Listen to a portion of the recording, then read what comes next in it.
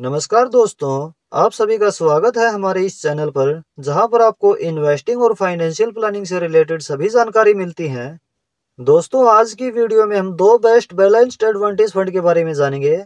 चलिए सबसे पहले यह जान लेते हैं कि बैलेंस्ड एडवांटेज फंड क्या होते हैं और इनमें निवेश के बेनिफिट्स क्या हैं। बैलेंस्ड एडवांटेज फंड, जिन्हें डायनामिक एसेट एलोकेशन फंड भी कहा जाता है, इस तरह के फंड में इक्विटी और डेब्ट दोनों में इन्वेस्ट किया जाता है और इनमें एलोकेशन फंड मैनेजर के द्वारा डायनामिकली मैनेज की जाती है। यानी कि जब मार्केट हाई पर होता है तो इक्विटी से पैसा निकालकर डेब्ट में इन्वेस्ट कर दिया जाता है, और जब मार्केट डाउन होता है तो डेब्ट से पैसा निकालकर इक्विटी में निवेश कर दिया जाता है, जिससे बढ़िया रिटर्न मिल सके।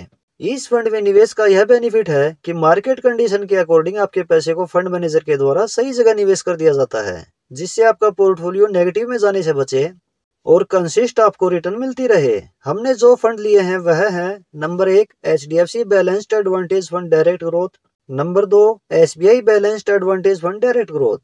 HDFC फंड का फंड साइज है 90,374 करोड़ रुपए और SBI के फंड का फंड साइज है 32,529 करोड़ रुपए।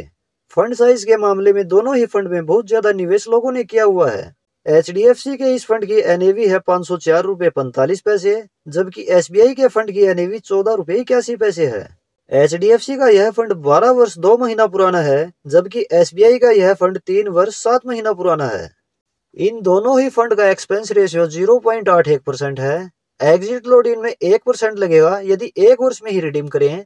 HDFC के इस फंड में SIP मिनिमम 100 रुपए पर मंथ शुरू कर सकते हैं, जबकि SBI के इस फंड में SIP मिनिमम 250 रुपए पर मंथ शुरू कर सकते हैं। HDFC के इस फंड में लमसम मिनिमम 100 रुपए से कर सकते हैं, जबकि SBI के इस फंड में लमसम मिनिमम 5,000 रुपए से कर सकते हैं।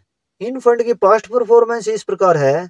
HDFC बैलेंस्ड एडवांटेज फंड की पिछले 1 वर्ष की रिटर्न है 7.43%, पिछले 3 वर्ष के एनुअलाइज रिटर्न है 19.94%, पिछले 5 वर्ष के एनुअलाइज रिटर्न है 23.96%, पिछले 10 वर्ष के एनुअलाइज रिटर्न है 14.15% और इसकी ओवरऑल एनुअलाइज रिटर्न है 15.36%। SBI बैलेंस्ड एडवांटेज फंड की पिछले 1 वर्ष की रिटर्न है 7.50%, पिछले 3 वर्ष के एनुअलाइज रिटर्न है 13.36% और इसकी ओवरऑल एनुअलाइज रिटर्न है 11.75%।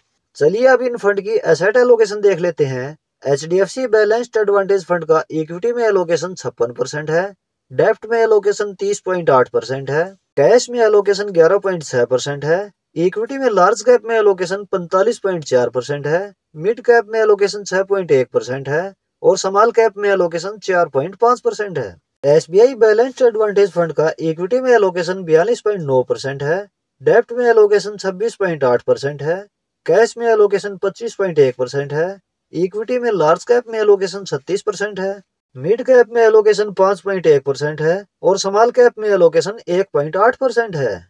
इन फंड के एडवांस रेशियो इस प्रकार हैं। HDFC बैलेंस्ड एडवांटेज फंड का अल्फा है 9.34 और इसका बीटा है 0.71, जबकि SBI बैलेंस्ड एडवांटेज फंड का अल्फा है 4.20 और बीटा है 0.50।